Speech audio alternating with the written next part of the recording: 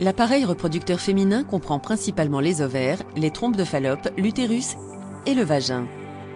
Ces organes sont vulnérables aux infections bactériennes pouvant être dues à un manque d'hygiène ou des maladies sexuellement transmissibles. La chlamydia et la gonorrhée, par exemple, sont causées par des bactéries qui entrent dans le vagin lors des rapports sexuels. Ces bactéries se multiplient dans l'environnement chaud et humide du vagin, entraînant une inflammation, une douleur et des pertes vaginales. Si elles ne sont pas traitées, les infections vaginales bactériennes peuvent s'étendre à d'autres organes internes. Par exemple, les bactéries peuvent entrer dans l'utérus par le col. Dans ce cas, les bactéries peuvent infecter les trompes de Fallope, continuer à se multiplier et créer un tissu cicatriciel.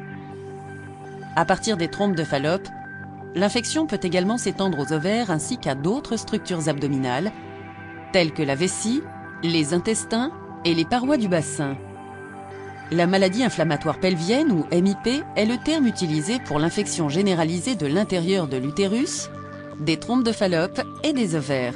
Les symptômes de la MIP peuvent comprendre des pertes vaginales, une douleur pelvienne chronique et de la fièvre. Toutefois, la conséquence la plus grave de la MIP chronique peut apparaître lors de l'ovulation, lorsqu'un œuf est libéré de l'ovaire d'une femme.